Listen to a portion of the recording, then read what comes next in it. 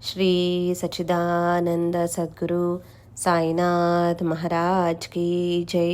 सद्गुरु श्री साईनाथुनि शरद बाबूजी की जय।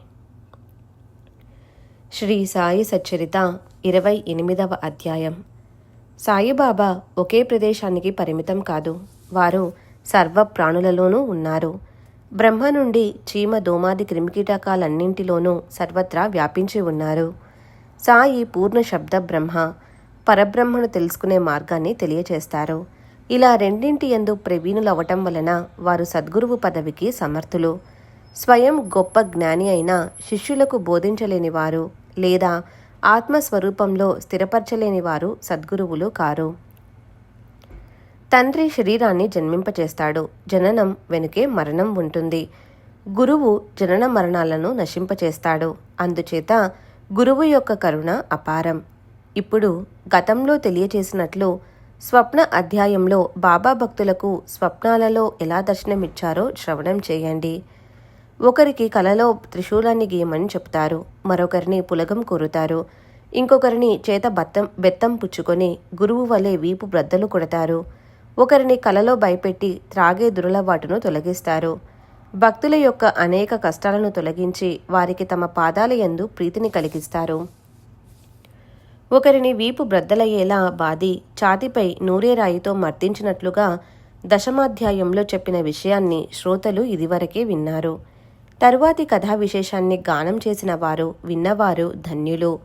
ఉభయులు తల్లీనులై అక్షయానందాన్ని పొందుతారు.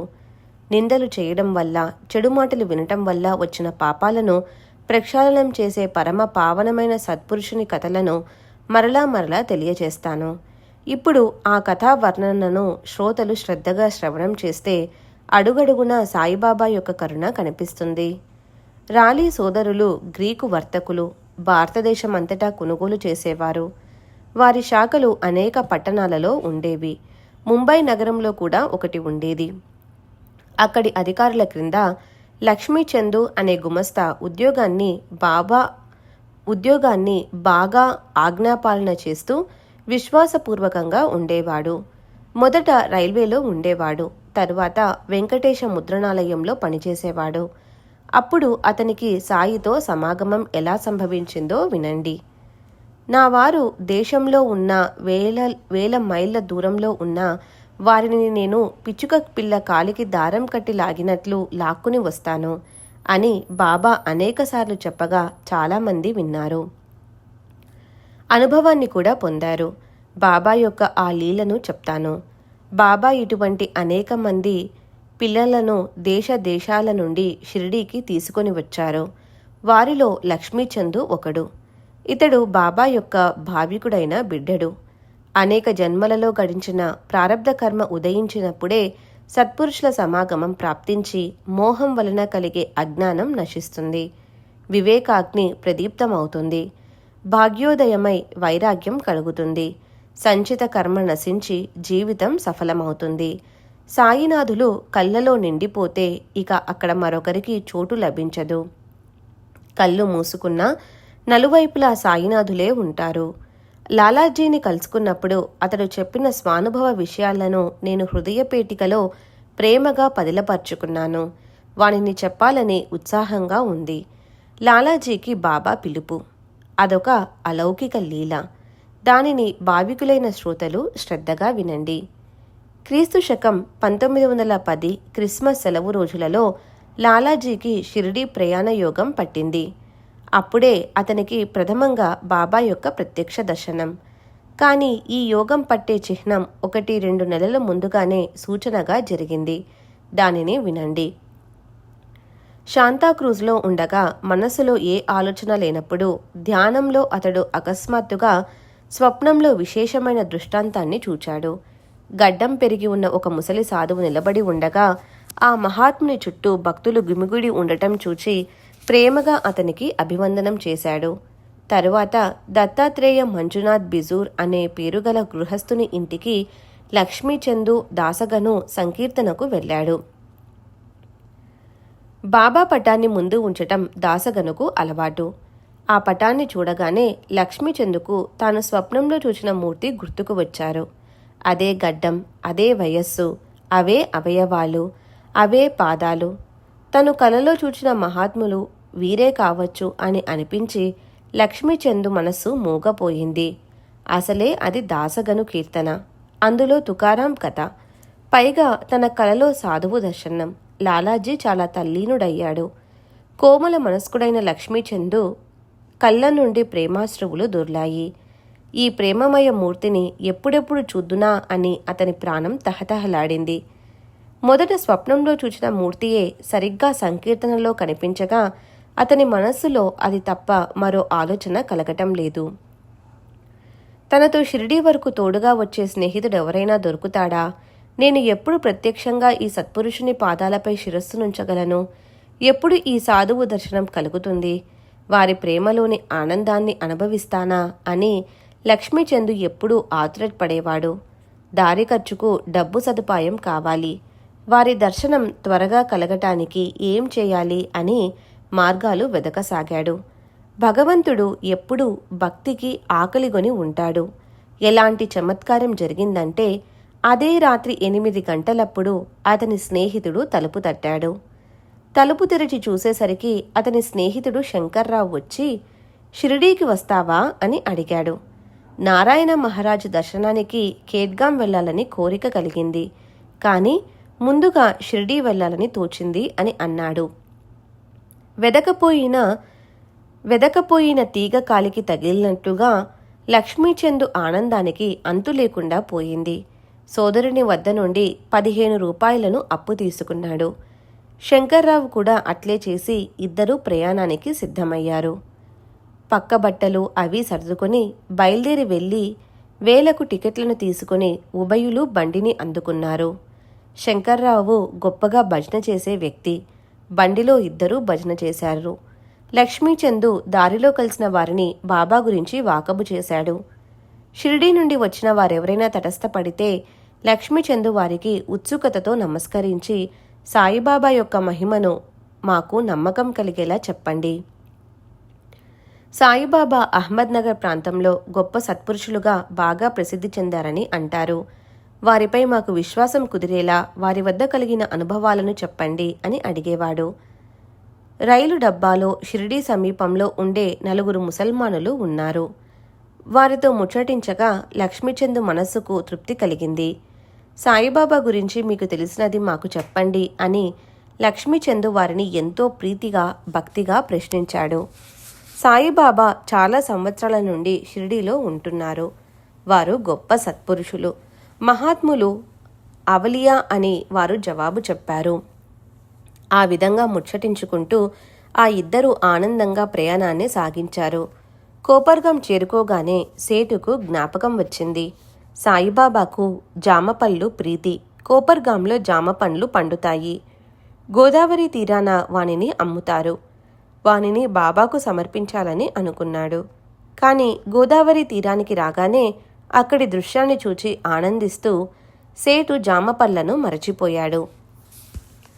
టాంగా బండి గోదావరి అవతలి తీరానికి పోయింది. అక్కడి నుండి షిరిడీ 4 ఊళ్ళ అవతల ఉన్నది. టాంగా బాగా వేగంగా వెళ్ళిపోతూ ఉంది. లక్ష్మీచందుకు జామపళ్ళు గుర్తుకు వచ్చాయి, కానీ అక్కడ అవి దొరకవు. ఒక ముసలావిడ తలపైన బుట్టతో బండి వెనుక పరుగున రావడం చూచాడు. ఆమె కోసం బండిని ఆపించాడు. జామపళ్ళు తమ కోసమే వచ్చాయా అని తలచాడు. లక్ష్మీచందు ఆనందభరితుడై పళ్ళను ఏరికోరి తీసుకున్నాడు. మిగిలిన పళ్ళను తన తరపున బాబాకు అర్పించమని ఆ ముసలావిడ అన్నది. జామపళ్ళు గుర్తుకు రావటం, మరలా మరచిపోవటం, అకస్మాత్తుగా ఒక ముసలావిడ కలవటం, ఆమెకు సాయిపై గల భక్తి ఆ ఇద్దరికీ ఆశ్చర్యాన్ని కలుగజేసింది. మొదట స్వప్నంలో వృద్ధుడు కనిపించటం, వారే సంకీర్తనలో దర్శనమివ్వటం ఎంత విచిత్రం! ఈ ముసలావిడ వారికి కావలసిన మనిషే అయి ఉంటుందేమోనని లాలాజీ తనలో అనుకున్నాడు. తరువాత బండి ముందుకు సాగి మాటల్లోనే షిరిడీ చేరింది. దూరం నుండి మసీదుపై జెండాలను చూచి ఆ ఉభయులు భక్తిగా వందనం చేశారు. తరువాత పూజా సామాగ్రిని తీసుకుని వెంటనే మసీదుకు వెళ్ళి సాయి దర్శనం చేసుకుని ఆనందించారు. బయటి వరండా ద్వారం నుండి సభామండపంలోకి ప్రవేశించి దూరం నుండి బాబాను చూచి వారి కంఠం గద్గదమయ్యింది. చూడాలని కోరుకున్న మూర్తి యొక్క దర్శనం కాగానే లక్ష్మీచందు ఆకలి దప్పులను మరిచి తల్లీనుడై ఆత్మానందాన్ని పొందాడు. పరిశుద్ధ జలంతో బాబా చరణ కమలాలను ప్రక్షాళనం చేశాడు. అర్ఘ్య పాద్యాది సకల పూజలు చేసి శ్రీఫలాన్ని అరటిపళ్లను అర్పించాడు. ధూపదీపాలు దక్షిణ తాంబూలాలను పుష్పహారాన్ని సమర్పించి మనస్సులోనే ప్రదక్షిణ చేసి బాబా పాద సన్నిధిలో కూర్చున్నాడు.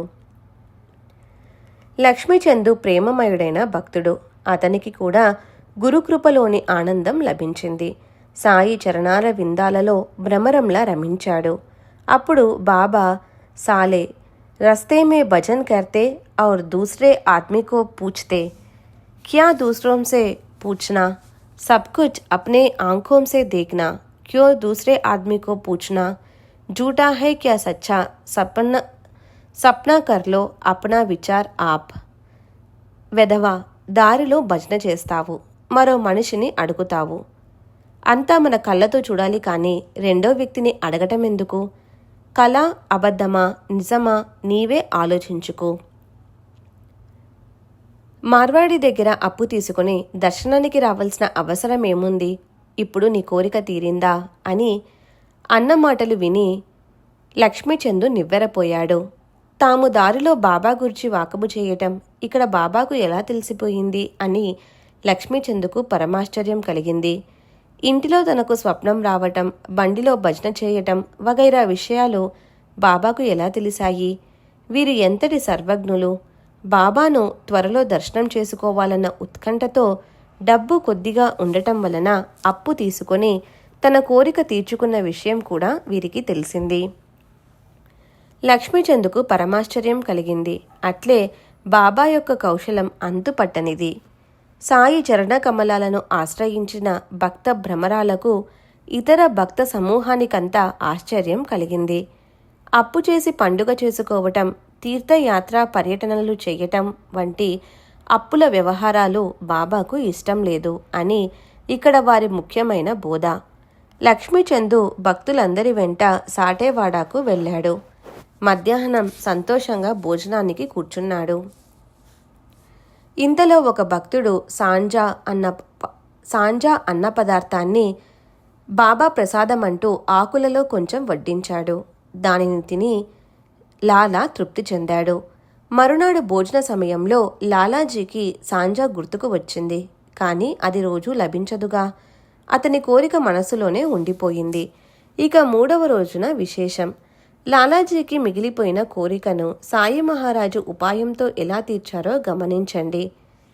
గంధాక్షతలు, పుష్పాలు, గంట, నీరాజనం, పంచారతి వగైరా తీసుకొని జోగు మసీదుకు వచ్చి బాబాను అడిగాడు, ఈరోజు నైవేద్యం ఏం తీసుకుని రమ్మంటారు అని.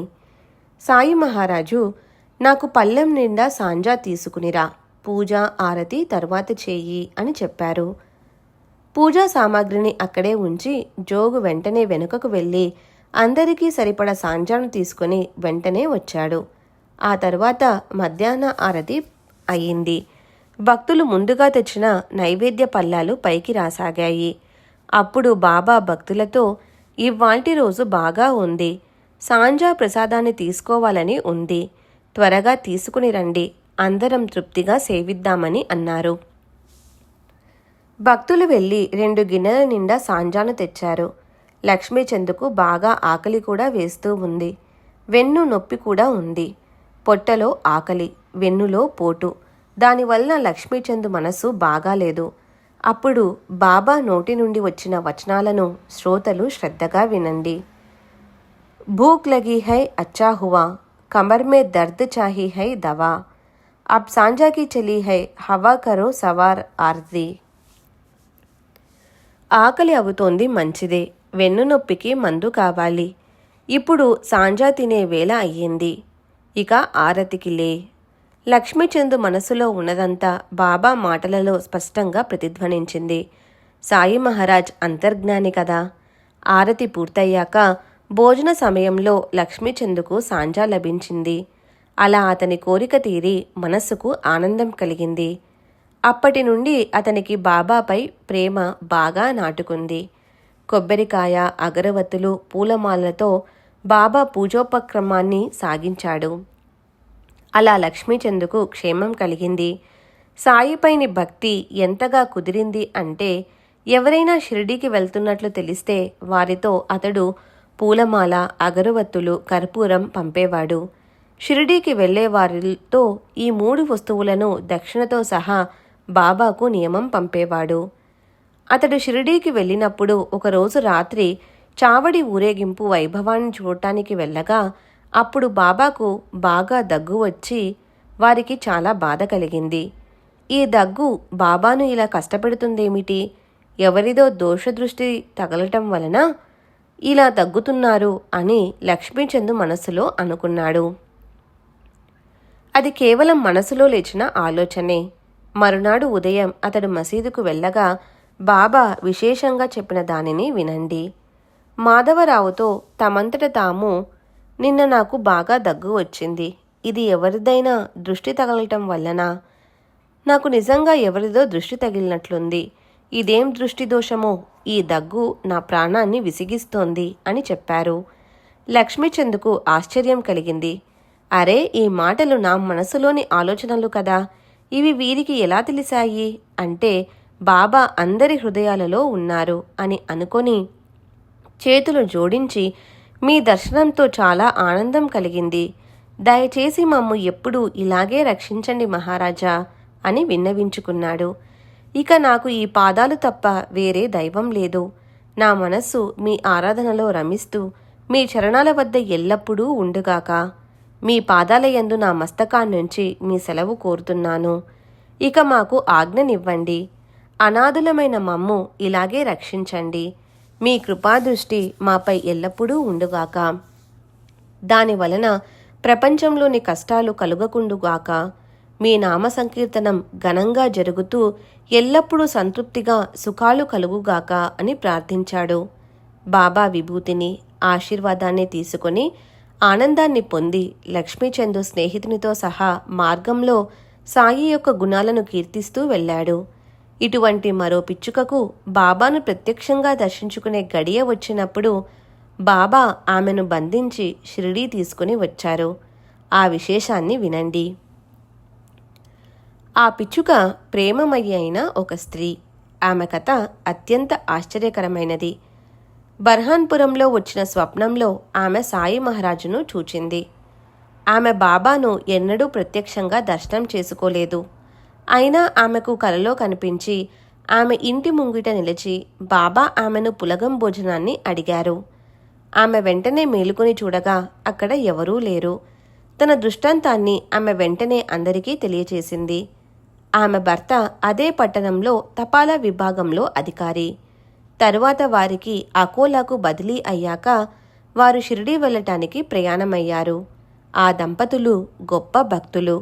సాయిబాబా దర్శనానికి తహతహలాడారు. సాయి యొక్క అలౌకికమైన మాయను తమకు కలిగిన దృష్టాంతాన్ని చూడాలని తలచారు. ఒక మంచి రోజున ఆ ఉభయులు షిరిడీకి బయలుదేరారు. దారిలో గోదావరి తీరానికి వందనం చేసి షిరిడీ చేరుకున్నారు. భక్తిగా బాబా దర్శనం చేసుకుని ప్రేమగా పూజించి నిత్యం వారి చరణసేవ చేస్తూ సుఖంగా సంతృప్తిగా ఉన్నారు. ఆ దంపతులు అలా షిరిడీలో 2 మాసాలు ఆనందంగా ఉన్నారు. బాబా కూడా వారి భక్తి ప్రేమలకు వారి కిచిడీ భోజనానికి సంతుష్టులయ్యారు. అసలు ఆ దంపతులు కిచిడీ నైవేద్యాన్ని సమర్పించడానికి షిరిడీ వచ్చారు. కానీ 14 రోజులు గడిచినా వారి కిచిడీ నివేదన జరగలేదు. వారి సంకల్పం నెరవేరటంలో ఆలస్యం ఆ స్త్రీకి నచ్చలేదు. 15వ రోజున మధ్యాహ్నం ఆమె కిచిడీతో వచ్చింది. అప్పుడు తెరవేసి ఉంది. అప్పటికే బాబా తమ భక్తులతో సహా భోజనానికి కూర్చున్నారు అని ఆమెకు అర్థమైంది. అలా భోజనం చేసే సమయంలో తెరలోపలికి ఎవ్వరూ వెళ్లరు. కాని ఆ స్త్రీకి ఆతురత. నిశ్చింతగా క్రింద ఉండలేకపోయింది. అసలు అకోలా నుండి షిరిడీకి ప్రయాణమై వచ్చింది కిచిడీ నైవేద్యాన్ని అర్పించే కోరికతో కదా. మరి అది నెరవేరకపోతే ఊరికే ఎలా ఉండగలదు? ఎవరినీ లక్ష్య పెట్టకుండా ఆమె తన చేతులతో తెరను తొలగించి తనంతట తాను ఉత్సాహంతో వెళ్ళి తన మొక్కును తీర్చుకుంది. అప్పుడు బాబా విచిత్రంగా ఆ కిచిడీ కోసమే ఎదురు చూస్తున్నట్లు ముందుగా దానినే అడిగి 2 చేతులతో పళ్ళాన్ని పట్టుకున్నారు. కిచిడీని చూచి సంతోషంగా ముద్ద మీద ముద్ద తీసుకొని నోట్లో పెట్టుకున్నారు. అందరికీ ఆశ్చర్యం కలిగింది. బాబా ఆతురతను చూచి అందరికీ విస్మయం కలిగింది. కిచిడీ కథను విని సాయిబాబా యొక్క అలౌకిక శక్తి అర్థమైంది. ఇప్పుడు ఇక తరువాతి కథను వింటే మనస్సులో ప్రేమోత్పన్నం అవుతుంది. ఒక గుజరాతీ బ్రాహ్మణుడు బాబా సేవ చేయటానికి అనుకోకుండా షిరిడీ వచ్చాడు. మొదట అతడు రావ్ బహదూర్ సాఠే వద్ద పనిచేశాడు. నిజాయితీగా సేవ చేయటం వలన అతనికి బాబా చరణాల వద్ద ఆశ్రయం లభించింది. ఆ కథ కూడా చాలా రసవత్తరమైనది. భక్తి ప్రేమలను ఆశించే వారి కోరికలను శ్రీహరి ఎలా తీర్చుతాడో వినండి. అతని పేరు మేఘ. సాయితో ఏదో రుణానుబంధం ఉండటం వలన అతడు షిరిడీలో స్థానాన్ని పొందాడు. ఆ కథను వినండి. సాఠే ఖేడా జిల్లాకు ప్రాంతీయాధికారిగా ఉన్నప్పుడు అక్కడ ఈ మేఘ అతనికి అనుకోకుండా కలిశాడు. సాఠే అతనిని శివాలయంలో నిత్యపూజా సేవలో నియమించాడు. తరువాత సాఠే షిరిడీ వచ్చాడు. అతనికి భాగ్యోదయమై షిరిడీలో సాయి మహారాజు దర్శనమై వారి చరణాలలో మనస్సు లగ్నమైంది. షిరిడీకి వచ్చే యాత్రికుల గుంపును గమనించాడు. వారు బస చేయటానికి భక్తుల సౌకర్యార్థం తనకు అక్కడ ఒక భవనం ఉండాలని తలచాడు. తరువాత గ్రామస్తులను కలుసుకున్నాడు. మొట్టమొదట బాబా ప్రకటమైన స్థలాన్ని సంపాదించి అక్కడ భవనం నిర్మించాలని నిర్ణయించుకున్నాడు. ఈ పవిత్ర స్థల మహిమ వెనుక చతుర్థాధ్యాయంలో పూర్తిగా వర్ణించబడింది. మరలా ఏకరువు పెట్టడం అనవసరం. ఇక తరువాతి విషయ వర్ణన. మేఘ యొక్క గొప్ప పుణ్య సంచయం వలన అతనికి రావ్ బహదూర్ సాఠే లభించాడు. సాఠే ప్రయత్నం వల్లనే మేఘ పరమార్థంలో పడ్డాడు. మేఘ పరిస్థితుల ప్రభావం వలన కర్మభ్రష్టుడవగా సాఠే అతనికి గాయత్రిని ఉపదేశించి అతనిని సన్మార్గంలో ప్రవేశపెట్టాడు. మేఘ సాఠే సేవలో ఉండగా వారిలో పరస్పరం ఆదరణ పెరిగింది. మేఘ సాఠేను గురువులా భావించేవాడు. అతనిపై అభిమానం కూడా కలిగింది. ఒకసారి ప్రసంగవశాత్తు తమ గురువు యొక్క మహత్యాన్ని వర్ణిస్తుండగా సాఠే మనసులో ప్రేమ ఉప్పొంగింది. సాఠే మేఘాతో సాదరంగా, బాబాకు గంగోదక స్నానం చేయించాలని నా కోరిక. ముఖ్యంగా అందుకోసమే నిన్ను షిరిడీకి పంపుతున్నాను. అంతేకాక నీ అనన్య సేవను చూచి నీవు సద్గురువును ఆశ్రయించాలని, వారి పాదాల యందు నీకు భక్తి కలగాలని నా మనస్సులోని కోరిక. నీ శరీరం సార్థకమవుతుంది. నీ జన్మ పరమ శుభప్రదమవుతుంది. వెళ్ళి కాయ వాచ మనస్సులతో సద్గురువు పాదాలను ఆశ్రయించు అని చెప్పాడు. మేఘ ఆ గురువు ఏ జాతి వ్యక్తి అని ప్రశ్నించాడు. వాస్తవం నాకు కూడా తెలియదు. మసీదులో కూర్చుంటారు కనుక ముసల్మాను అని కొందరంటారు అని సాఠే చెప్పాడు. మహమ్మదీయుడన్న శబ్దం చెవులలో పడగానే మేఘ మనసులో సంకోచం కలిగింది. మహమ్మదీయుని కంటే నీచుడు ఉండడు. అటువంటి వాడు గురువేమిటి? వెళ్ళనంటే సాఠే బాధపడతాడు. పోనీ సరేనని ఒప్పుకుంటే దుర్గతి పాలు కావాలి. ఏం చేయాలో తోచక మేఘ చింతించసాగాడు. ముందు నుయ్యి వెనుక గొయ్యి వంటి పరిస్థితిలో మనస్సు ఊగిసలాడింది. అయినా సాఠే చాలా బలవంత పెట్టగా మేఘ బాబా దర్శనానికి వెళ్ళటానికి నిశ్చయించుకున్నాడు. తరువాత మేఘ షిరిడీ చేరి మసీదు ప్రాంగణంలోకి వెళ్ళి మెట్లు ఎక్కుతుండగా బాబా లీలను ఆరంభించారు. ఉగ్ర స్వరూపాన్ని ధరించి చేత్తో రాయి పుచ్చుకొని మెట్లపై అడుగుపెట్టావంటే ఖబర్దార్, ఇక్కడ మహమ్మదీయుడు ఉన్నాడు. నీవు గొప్ప కులానికి చెందిన బ్రాహ్మణుడవు. నేను నీచులలో నీచున్నైన యవనుణ్ణి. నీవు అపవిత్రుడమైపోతావు. వెనుక్కు తిరిగి వెళ్ళిపో అని అన్నారు. అపర ప్రళయ రుద్రుని స్వరూపం వంటి బాబా యొక్క ఆ రౌద్రరూపం చూచేవాళ్లకు వణుకు పుట్టించగా మేఘ వణికిపోయాడు. కాని ఆ కోపం కేవలం పైపైనే. బాబా అంతరంగంలో దయ బాగా ప్రవహిస్తుంటుంది. నా మనస్సులోని ఆలోచనలను ఎలా తెలుసుకున్నారు అని మేఘ ఆశ్చర్యంతో చకితుడయ్యాడు. దూరాన ఉన్న ఖేడా జిల్లా ఎక్కడా? ఇంత దూరాన ఉన్న అహ్మద్నగర్ ఎక్కడా? సంశయాలతో నిండిన నా మనస్సును బయటపెట్టడానికి బాబా కోపం అని అనుకున్నాడు. బాబా కొట్టాలని ముందుకు వస్తుంటే ధైర్యం సడలిపోయిన మేఘ ముందుకు వెళ్లే సాహసం చేయలేక ఒక్కో అడుగు వెనక్కు వేశాడు. ఆ తరువాత మేఘ కొంతకాలం షిరిడీలో ఉన్నాడు. బాబా యొక్క స్వభావాన్ని గమనించి శక్త్యానుసారం సేవ చేస్తుండేవాడు. కానీ అతనికి బాబాపై దృఢ విశ్వాసం కుదరలేదు. కనుక తరువాత ఇంటికి వెళ్ళిపోయాడు. అక్కడ జ్వరంతో మంచాన పడ్డాడు. బాబాపై నిధిధ్యాసనంతో అభిమానం పెరగగా మరలా షిరిడీకి వచ్చాడు. మరలా తిరిగి వచ్చిన మేఘ అక్కడే సంతోషంగా ఉన్నాడు. సాయిబాబా చరణాల యందు భక్తిభావం పెంపొంది సాయికి అనన్య భక్తుడయ్యాడు. అతనికి సాయియే ఏకైక దైవం. మేఘ మొదట నుండి శివభక్తుడు. సాయి పాదాల యందు అనురక్తుడై సాయినాథుణ్ణి శంకరుని వలనే భావించేవాడు.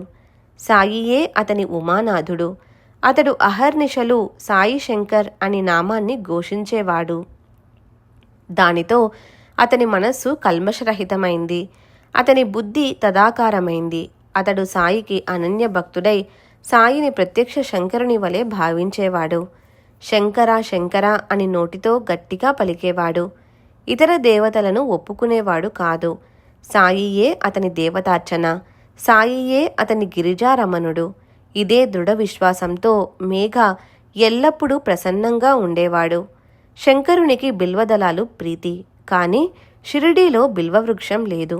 దానికోసం మేఘ 2-3 మైళ్ళ దూరం వెళ్ళి తన కోరికను నెరవేర్చుకునేవాడు. చక్కగా పూజ చేయాలన్న తన మనస్సులోని కోరికను తీర్చుకొని సంతృప్తి చెందటానికి బిల్వపత్రి కోసం 1.5 కోసులు దూరమేమిటి, పర్వతాలను కూడా దాటగలిగేవాడు. ఎంతో దూరం నుండి బిల్వపత్రిని తెచ్చి పూజా సామాగ్రిలో ఉంచి గ్రామదేవతలను వరుసగా విధిపూర్వకంగా పూజించేవాడు. అదంతా ముగిశాక వెంటనే మసీదుకు వెళ్ళి ప్రేమపూర్వకంగా బాబా ఆసనానికి నమస్కరించి వారి పాద సంవాహన వగైరా చేసి ముందు వారి పాద తీర్థాన్ని సేవించేవాడు. మేఘా యొక్క మరొక కథను వింటే ఆనందం కలుగుతుంది. గ్రామదేవతల యందు బాబాకు గల గౌరవం మరియు వారి సర్వవ్యాపకత్వం తెలుస్తాయి. మేఘ షిరిడీలో ఉన్నంత వరకు నిత్యం మధ్యాహ్నం ఆరతిని చేసేవాడు. కానీ ముందుగా సకల గ్రామదేవతలను పూజించి మసీదుకు వెళ్ళేవాడు. ఇది అతని దినచర్య. ఒకరోజు అతని నిత్య పద్ధతి తప్పింది. శ్రమపడి ప్రయత్నించినా ఖండోబాదేవుని పూజ జరగలేదు. పూజ చేయటానికి ప్రయత్నం చేశాడు. కానీ గుడి ద్వారాలు తెరుచుకోలేదు. అందువల్ల ఆ పూజను చేయకుండానే బాబా ఆరతిని చేయటానికి వచ్చాడు. అప్పుడు బాబా అతనితో, నీ పూజలో విఘ్నం జరిగింది. దేవతలందరి పూజ జరిగినా ఒకరి పూజ మాత్రం జరగలేదు. వెళ్ళు, ముందు దానిని చేసి తరువాత ఇక్కడకు రా అని అనగా తలుపులు మూసి ఉన్నాయి. వానిని తెరవాలనుకున్నా తెరుచుకోలేదు. కనుక ఆ పూజను వదిలిపెట్టవలసి వచ్చిందని మేఘ చెప్పాడు.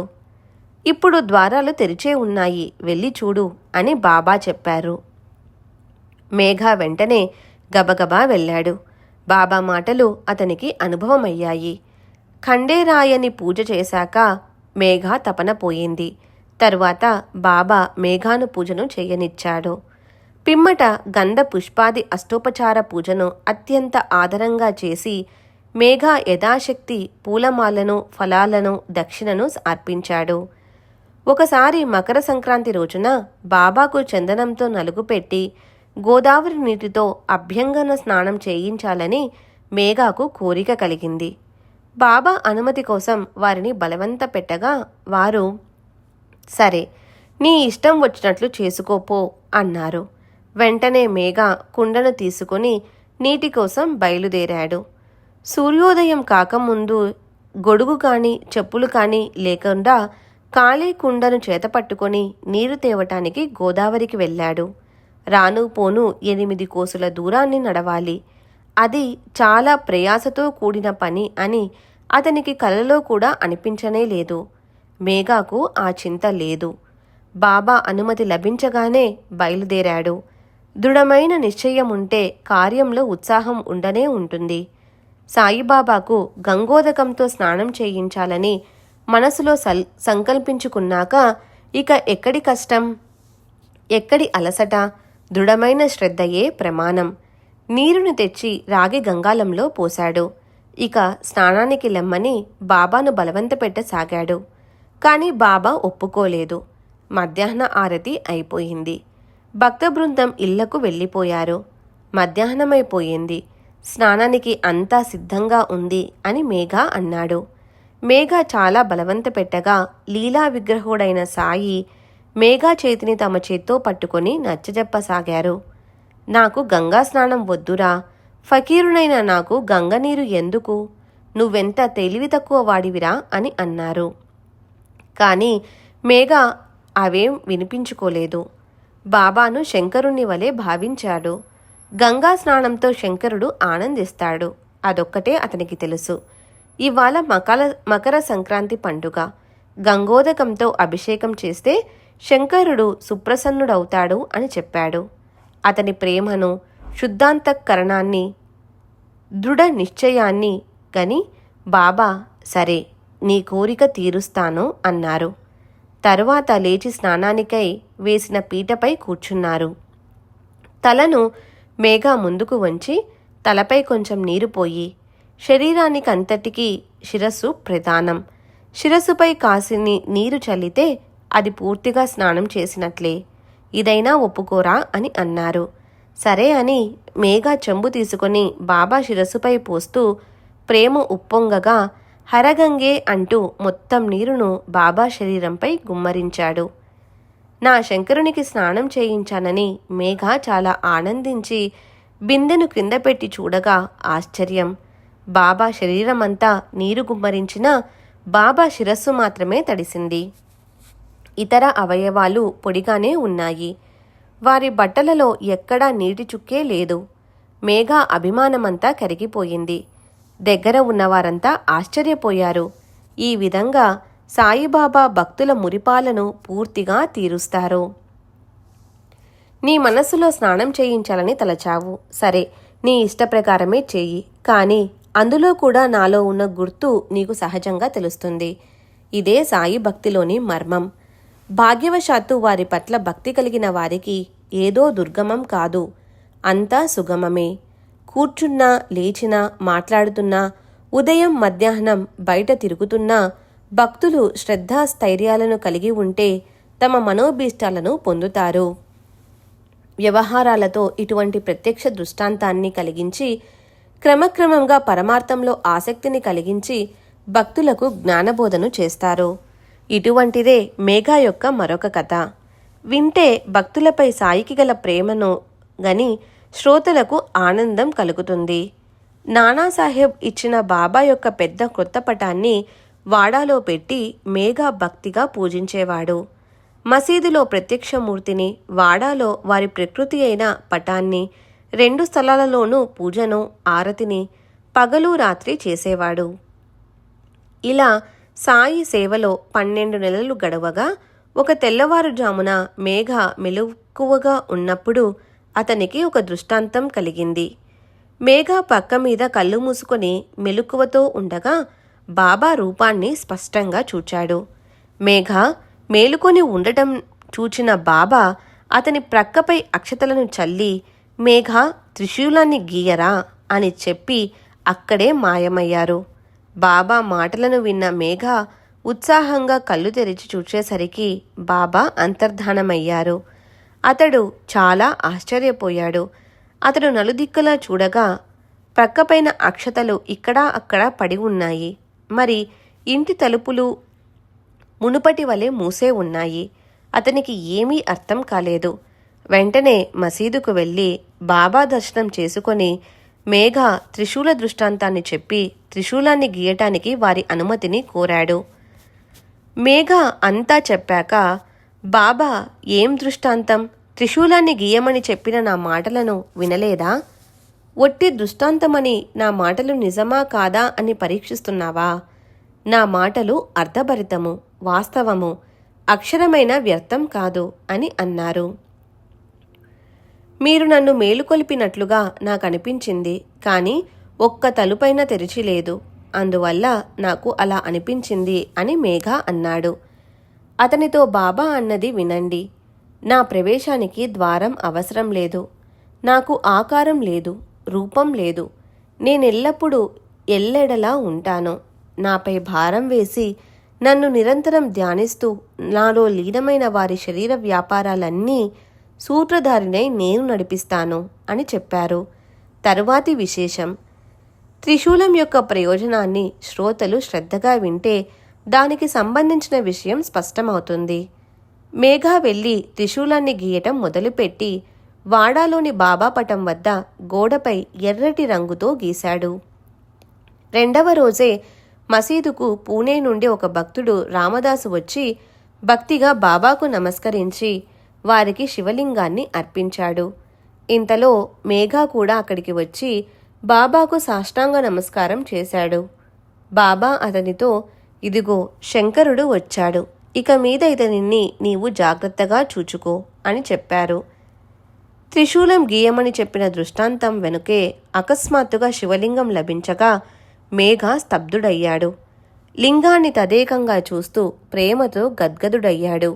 ఈ లింగం గూర్చి కాకాసాహెబ్ దీక్షిత్కు కలిగిన మరో అపూర్వ అనుభవాన్ని శ్రోతలు వింటే సాయి చరణాలయందు విశ్వాసం కుదురుతుంది. మేఘ ఆ లింగాన్ని తీసుకుని మసీదు నుండి వెళ్ళాడు. వాడాలో దీక్షితు స్నానం చేసి నామస్మరణలో నిమగ్నుడయ్యాడు.